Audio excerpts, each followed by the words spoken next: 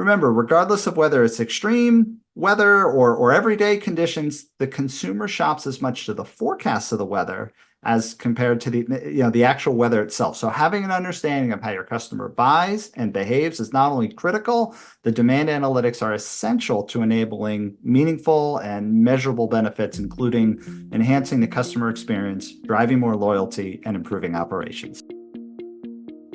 Retail Unwrapped is a weekly podcast hosted by Robin Lewis and Shelley Cohan from The Robin Report. Each episode dives into the latest trends and developments in the retail industry. Join them as they discuss interesting topics and interview industry leaders, keeping you in the loop with everything retail. Hi, everybody, and thanks for joining our weekly podcast. I'm Robin Lewis, founder and CEO of The Robin Report, along with my podcast partner, Shelley Cohan. And we welcome an old friend, Evan Gold, who's Executive Vice President of Global Partnerships and Alliances at Planalytics. And Evan, we've known each other for longer than I would like to admit, but as always, I continue to be impressed with the work and, by the way, the continuous innovation that Planalytics provides the industry. And it's great to have you here with us today because we can start off, I think, by you giving us a brief summary of what Planalytics does and what you do. Sure. And thanks again, Robin and Shelley, for that warm introduction and the invitation to join you today. I've enjoyed your podcast since its inception, as well as the insights and thought leadership that you provide. It is a pleasure to be here.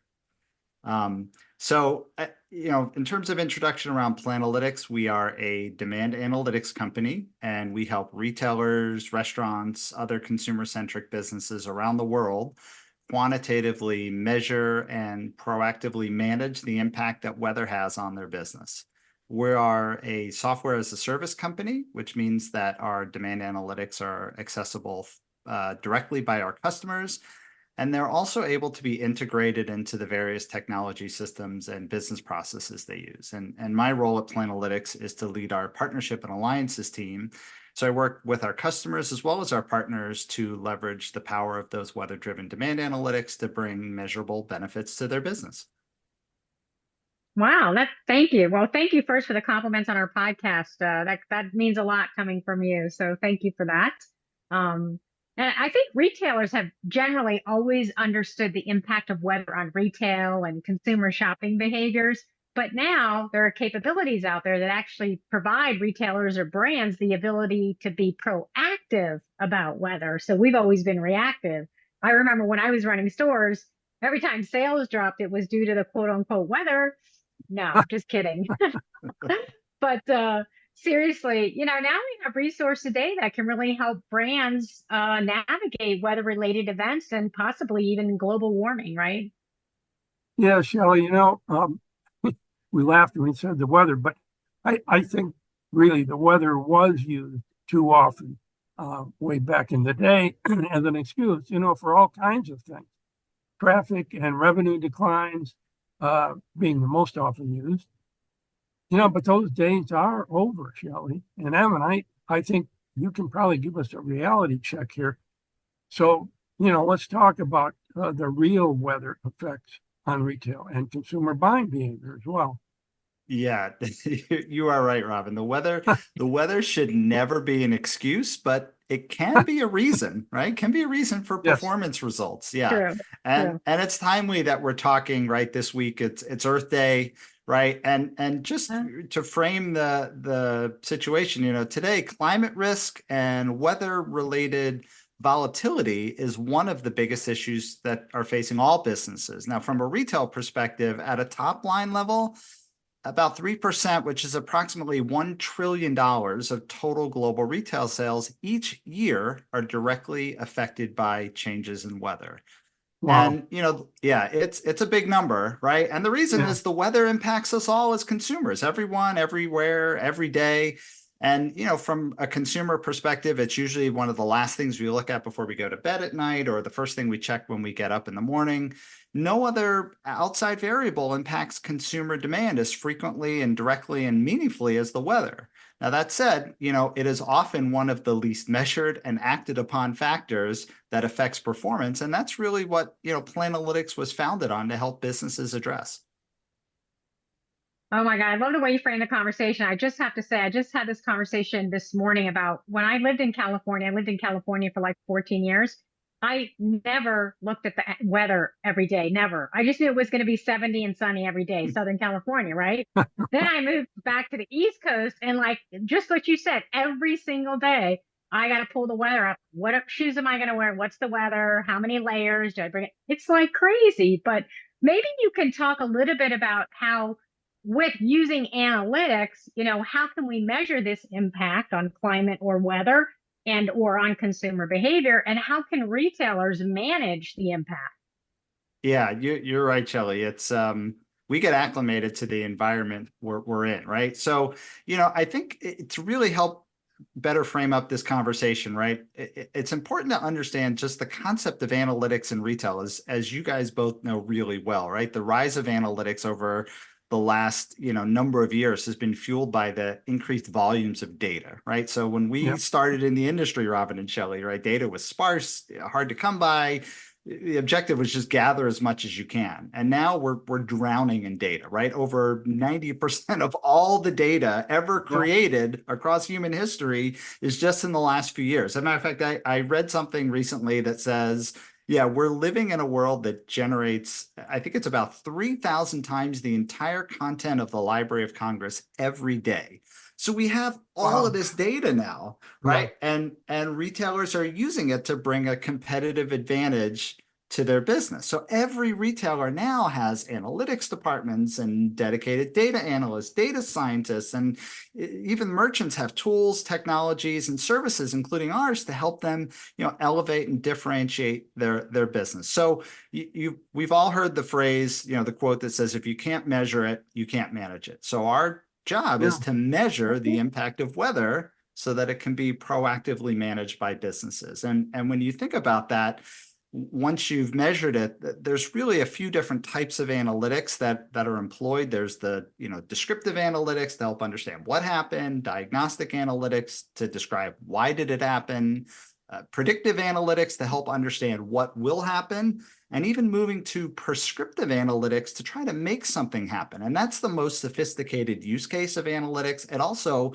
delivers the most value. So with that in mind, at Planalytics, we provide the demand signals specific to the impact of weather, and we call that weather-driven demand, or WDD for short. That's the demand analytics that specifically quantifies the impact of weather and weather alone for each product, time, and location. And we create those analytics through a deep analytical process where we look at historical sales data, which can be point of sale data, can be industry data, can be foot traffic data, and we align it to the specific weather conditions that took place when and where the sale took place. So one key to unlocking those insights is getting enough historical sales data. And again, for most retailers, that data is now available thanks to, again, the growth and proliferation of just historical sales data, as well as the cloud and cloud-based technologies. So they have to go to the Library of Congress, or three of them. Like this one little line I keep remembering over the years, that the industry is choking on data, but starving for information. The data keeps growing, keeps getting crazy. But human beings are taking a long time figuring out how to use it, but you help businesses understand it. So I don't know, maybe you can touch, Evan, upon some of the functions that you most commonly work with, or any areas where weather analytics can help drive business, or at the very least, how retailers and brands can better manage or control it more effectively. Yeah, it's all about making it actionable, right? Any analytics have to be actionable. So weather impacts all facets of an organization, and one reason why that's one reason why it's so important to manage it, right? So common areas that we tend to work with are demand forecasting, allocation, replenishment, operations, marketing, even labor scheduling, all elements of the supply chain, and of course reporting, right? And again, as a business, we provide weather-driven demand values to each customer that are provided in a way that they can be actioned, right? And those actions can really take place across various use cases and timeframes, including the past, present, and future. So if you think about those three kind of time periods for the past, businesses will use these analytics to get a true read of their performance. So if you want to understand how effective a recent promotion was, you need to understand how much weather contributed to it. If you're trying to understand, top line performance for, Monday morning meetings or monthly recaps or quarterly earnings calls, you got to have that single version of the truth on exactly how much weather helped or hurt your business, right? Just again, look at last quarter's earnings retail calls. Many retailers cited weather as an impact on their results. Yep. So certainly the past is a very, very common use case. In the present, if you think, and that's really thinking near term, right? So today, this weekend, next week, consumers are responding to the forecast of the weather and they're shopping accordingly. So for retailers, planning up your staffing to accounting for, upcoming weather-driven traffic increases, or adjusting your inventory in advance of weather-driven lifts, or even promoting a product at the same time the weather is driving need for that product, the customer's just more likely to visit your store or go to your website. So I'll give you a real example, right? We're recording this in springtime. And next week, spring sales are going to pop for a lot of categories. So think like lawn and garden, spring apparel, but the increases aren't going to be the same everywhere. So for example, demand for shorts on a national level is going to get a 5% lift next week. But for cities in the Midwest, like Chicago, St. Louis, Cleveland, which are going to feel warm to people in those markets, the increases are going to be up to 40%. Now, conversely, it's going to be cold and very unspring-like weather in the West, and markets like LA, San Francisco, Seattle, they're all going to have double-digit declines in demand for shorts, down as much as 25% for some cities. So if you're moving inventory, you want to make sure you have enough in the stores, which are going to experience that lift. And if you're sending emails or text to customers, focus on the customers in the markets where the weather's causing them to think about shorts. So again, making sure that it's well merchandised, you're staffed accordingly, and so on. And yes, we do support longer term outlooks out up to a year, in fact, to align with activities like planning and forecasting. And we support that through a process where we cleanse historical sales of weather impacts so that retailers can really begin their planning process from a weather neutral baseline. Wow, that's a great example. And I know there's another thing you do, and I just have to mention this because I'm really proud of you for this, but you actually work with Fashion Institute of Technology. And I think it's great that you're teaching students about how weather impacts all these different facets. So thank you for that. Happy to do it. They're a great group, and retail is such a dynamic industry that it's a pleasure to speak with students and really kind of open up their eyes to what else is possible in our industry. Yeah. It's just great. So obviously AI and analytics, I mean, that's been the hottest topic across many industries, and retail is no different. The common theme that I've been seeing from retailers and brands is that they finally understand that they can't bring in all these technological advances in-house anymore. They just can't do it in-house anymore. It's crazy. And to be honest, there's just too many, of software companies to do everything in-house. And second, I got to be honest with you, the software companies and the tech developers are actually better at developing tech.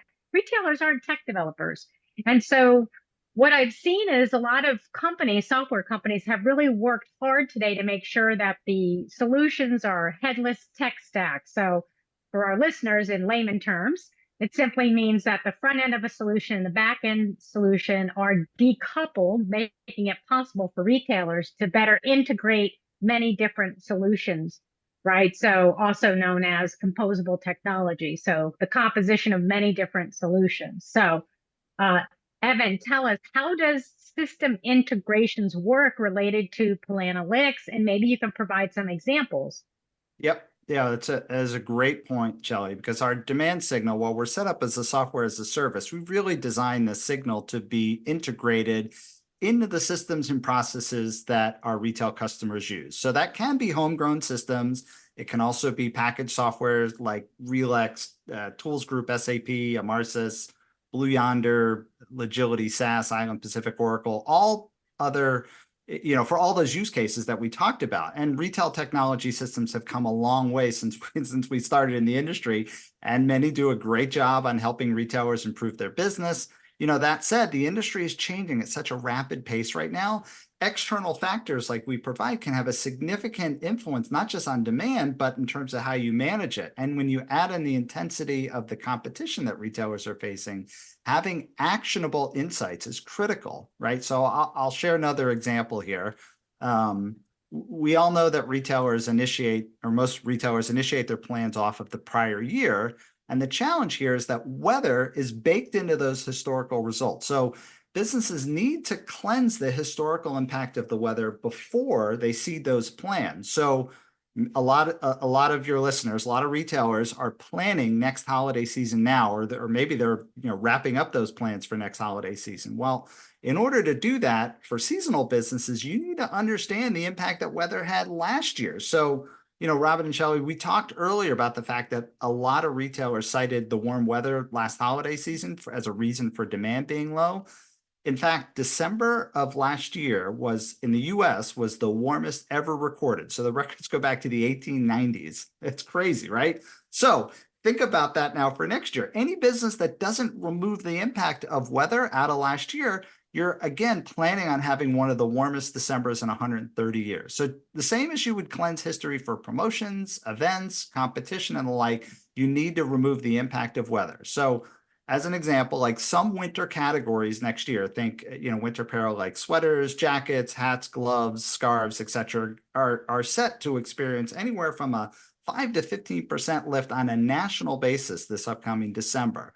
So if you're doing your plans now, right, and not accounting for that weather-driven lift, you're absolutely running the risk of running out of product during the highest volume times of the year. Now, of course, it's not going to be the same every week, every market, et cetera, but it gives you a sense on the importance of doing that. So those demand analytics, they get integrated into the systems as well as the processes down to the SKU store day, so that enables retailers to capitalize on those opportunities, do so at scale. And, one important last bit here is by having them integrated into those systems, the people at these retailers no longer have to think about the weather. They can focus on running their business. Yeah. Yeah, what an insight. No, but that's true. And, Evan, it is amazing that you guys can integrate into many different systems and really help retailers with a better understanding of how to manage all of the variables around weather.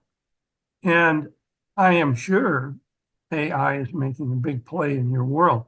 So tell us about what's been happening with AI, and is it helping to push forward better innovations and at higher speeds to market? Yeah, that's a great question. We're all hearing a lot about AI Yeah. it's definitely the big buzzword right now. To start, we've actually been using AI in our modeling for years. So that's not new. But what is relatively new for us is that our customers and technology partners that are using our demand analytics are using our analytics as a feature within their AI models, right? So the reason is simple. When you use a feature engineered metric like weather-driven demand, it produces a stronger, more valuable signal. So the combination of our weather-driven demand analytics inside a retail AI system is driving significant value that's measurable. So we talked about some of those use cases, and just to kind of level set what some of those benefits are, right? Think about now by including those analytics into those AI systems, so driving top line sales 2 to 5% annually, improving your demand forecast up to 30% if you're in fresh or perishable products, reducing waste up to 35%, which, oh, by the way, you can now tie that to your, carbon emission reductions. For those in advertising, 3x increase on return on ad spend, et cetera. So enhancing service levels, increasing on-shelf availability, driving margin improvements. I mean, the benefits go on.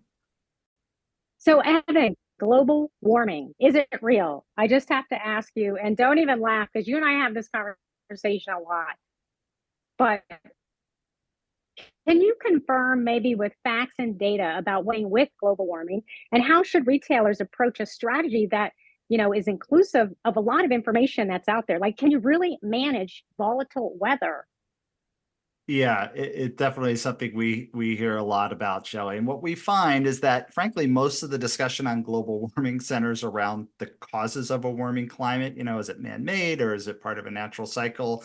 Put that aside for a second, right? Because really, there's no debate about the volatility that the climate is bringing to the weather that we're experiencing every day, right? So there's a recent study by the U.S. National Climate Assessment last fall where it said that the U.S. experiences an extreme weather event, and that's an event where damages and costs are topping $1 billion.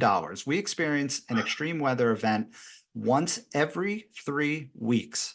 Now, compare that to, it's crazy, right? Compare that to once every 4 months in the 1980s. And yeah, those costs are adjusted for inflation. So I know when most people think about the weather, they map to the significant weather events like hurricanes and tornadoes and floods and the like.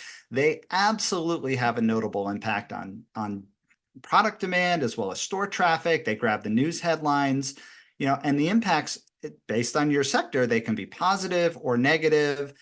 Impacts can be seen leading up to as well as following, a specific event. Now, all that being said, the weather, including severe weather events, doesn't need to cause fire drills for retailers, right? Because the impact of the weather is known, as we've been discussing, for retailers that have the analytics as well as the systems and processes in place to handle those demand spikes, they're in a position to best serve their customers and be a trusted and dependable business for the communities that they serve. Now, interestingly, Shelley and Robert, as much as the extreme weather events grab the headlines, it's actually the everyday weather that has a bigger financial impact and opportunity for retailers. In fact, over 90% of the volatility of weather-driven sales comes from those day in and day out changes. So just think about it. If it's 50 degrees in Miami, it feels very different to the same customer experience in the same 50 degrees in Minneapolis. Or 50 degrees in April means something totally different than what it would feel like in August. So when you factor in that the consumer has so many options today, they're no longer purchasing close to need, they're buying at need, right? And weather is the largest external driver of need-based purchasing. So remember, regardless of whether it's extreme weather or everyday conditions, the consumer shops as much to the forecast of the weather as compared to the actual weather itself. So having an understanding of how your customer buys and behaves is not only critical, the demand analytics are essential to enabling meaningful and measurable benefits, including enhancing the customer experience, driving more loyalty, and improving operations. Yeah, and well put, Evan. And we know that it is going to become more volatile over the next several years. While many countries in the world are trying to adapt for this climate change. But you laid it out very well. I think it seems to be that, first of all, Planalytics has certainly weathered through time, no pun intended. And I've been with you all the way. And I believe that for obvious reasons, most importantly, you have innovated. You've emerged with technology solutions, and now more than ever, you provide not only future forecasts, including global warming, and more importantly, in my opinion, you provide brands and retailers how to better manage and control the many variables around weather. So, Evan, just want to thank you so much again for your time and your great insights, and good to see you again, my friend. It was a pleasure. Thank you so very much for having me. Well, thank Evan, you. we love having you. Oh, go ahead. Sorry, Robin. No, I just said, really, thanks for your time. And we do love having you. Yeah, Evan, thanks so much. My favorite, now this is my new favorite quote. Weather is the single biggest factor in real-time purchasing decisions. That's right. That's right. It's Wow. the That's largest right. external driver. Yep. Yeah, largest external driver. That's right. So thank you for being here. I guess anyone can find you via Planalytics, right? Planalytics.com. You can look me up on LinkedIn. Yeah, reach out. I'd love to have a conversation. That's great. So next week we have an exciting topic. I mean, we've been talking about frictionless shopping for a long time, but we actually have two guests next week. Bill Toney from Avery Dennison will be with us, and also Michael Butinsky, who is from Accenture Retail. We're going to be talking about the challenges of labor shortages, wage inflation, increasing competition, global RFID tag market, which is growing tremendously. And lastly, we're going to talk about the next big evolution in retail. So don't miss it next week. And I would like to thank everybody again for joining us today, and particularly Evan for his time and his knowledge in this area, which is terrific. And if any of you have a topic that you would like Shelley and I to cover, just send me an email at robin@therobinreport.com. And thanks again. Thank you for listening to Retail Unwrapped. We'll be back in 1 week with another podcast. Please subscribe on Apple Podcasts, Spotify, or any podcast service. If you have questions, ideas for a podcast, or anything else, please contact us via therobinreport.com.